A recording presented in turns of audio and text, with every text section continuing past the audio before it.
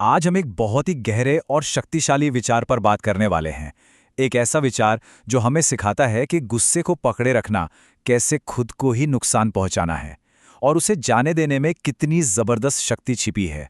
जरा सोचिए, ये बात लगभग 2500 साल पुरानी है, लेकिन आज भी उतनी ही सच्ची लगती है।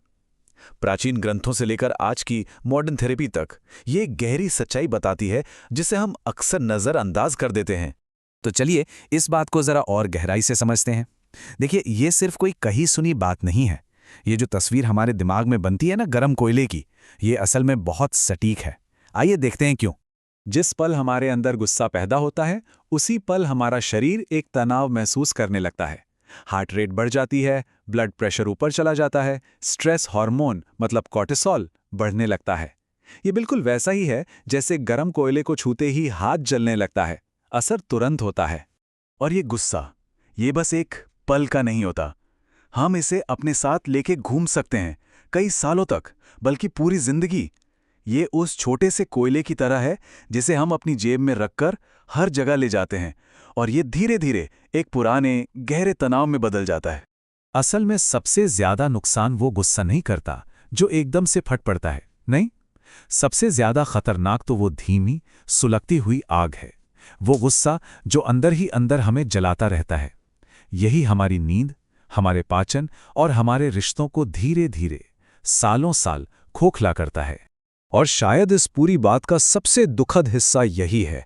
कोयला हाथ में उठाने का मकसद ही यही होता है कि उसे किसी और पर फेंका जाए, लेकिन जब तक हम उसे फेंकने के लिए तैयार होते हैं, हमारा अपना हाथ तो पहले ही बुरी तरह जल चुका होता है। मतलब इसकी कीमत हमें पहले चुकानी पड़ती है। चलिए अब इस रूपक से हटकर थोड़ा विज्ञान की दुनिया में चलते हैं। देखते हैं कि कैसे पुराना, लंबे समय तक बना रहने वाला गुस्सा सिर्फ एक भावना नहीं रहता, बल्कि हमारे पूरे शरीर पर असर डालता है। जी हाँ, लंबे समय से जो गुस्सा हमने मन में दबा रखा है, वो हमारे शरीर के इन सभी जरूरी सिस्टम्स पर सीधा हमला करता है। ये सिर्फ एक एहसास नहीं है, ये एक तरह का शारीरिक हमला है जो अंदर ही अंदर चलता रहता है। ये जो नाम दिख रहे हैं, सी रिएक्टिव प्रोटीन और इंटरल्यूकिन 6, ये शरीर में सूजन के मार्कर हैं, और स्टडीज बताती हैं कि पुराना गुस्सा इन्हें बढ़ा देता है। यही वो सूजन है जो आगे चलकर ऑटो इम्यून बीमारियों और गठिया जैसी समस्याओं की जड़ बनती है। तो मुद्दा ये है, गुस्सा सचमुच हमारी धमनियों को जलाता है, जैसा कि इंटरहार्ट स्टडी ने दिखाया। ये हमारे पेट के स्वास्थ्य को बिगाड़ता है और हमारे दिमाग के उस हिस्से को कमजोर करता है जो हमें सही गलत का फैसला लेने में मदद करता है। शरीर हर चीज का हिसाब रखता है।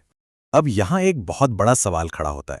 अगर गुस्सा इतना दर्द देता है, इतना नुकसान पहुंचाता है, तो फिर इसे छोड़ना इतना मुश्किल क्यों होता है? ये सवाल जितना सुनने में आसान लगता है, इसका जवाब उतना ही गहरा और थोड़ा उलझा हुआ है। आखिर हमारे मन के अंदर ऐसा क्या चलता है कि हम इस जलते हुए कोयले को इतनी मजबूती से पकड़े रहते हैं? अजीब बात है ना, पर कभी कभी गुस्सा एक कवच की तरह महसूस होता है। ये हमें ताकतवर होने का एक झूठा एहसास देता है। ये दुनिया को अच्छा और बुरा, सही और गलत की एक सीधी सादी कहानी में बदल देता है। और सबसे बढ़कर ये हमें दुख या लाचारी जैसी ज्यादा कमजोर भावनाओं से बचाता है। यही इसके वो झूठे इनाम हैं। तो अब एक बहुत जरूरी बात समझते हैं। क्या हर तरह का गुस्सा बुरा होता है? नहीं, ऐसा भी नहीं है। असल बात यह है कि हम उस गुस्से की ऊर्जा का इस्तेमाल कैसे करते हैं। यहाँ हम दो तरह के गुस्से में फर्क देख सकते हैं। एक है रचनात्मक गुस्सा, एक भट्टी की आग की तरह जो बदलाव लाने के लिए, कुछ बेहतर बनाने के लिए ईंधन का काम करता है। और दूसरा है गैर रचनात्मक गुस्सा, उस गर्म कोयले की तरह जो बस उसे पकड़ने वाले को ही जलाता रहता है और हमें अतीत में फंसाए रखता है। तो अब जब हम ये समझ चुके हैं कि समस्या क्या है और क्यों है, तो अब कैसे पर आते हैं। आखिर इस गर्म कोयले को हाथ से छोड़ने के लिए क्या किया जा सकता है? चलिए कुछ तरीकों पर नजर डालते हैं। ये 3 बहुत ही कारगर कदम हैं जो गुस्से को उसी पल शांत करने में मदद करते हैं। जब हम अपनी भावना को एक नाम देते हैं और अपने शरीर पर ध्यान देते हैं, तो हम अपने दिमाग के सोचने समझने वाले हिस्से को एक्टिव कर देते हैं, जिससे वो भावनात्मक उबाल थोड़ा शांत हो जाता है।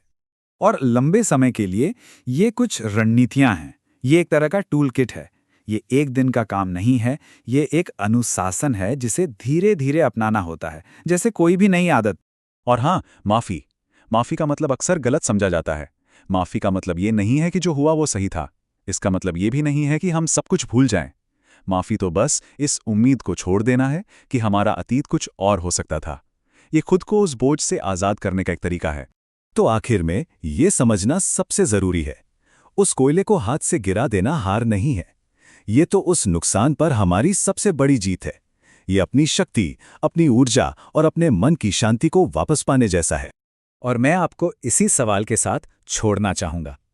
जब हमारा हाथ उस आग को पकड़ने से आज़ाद हो जाता है, तो वो कुछ नया बनाने, कुछ जोड़ने और कुछ ठीक करने के लिए भी आज़ाद हो जाता है। तो अब उस हाथ से क्या बनाया जाएगा?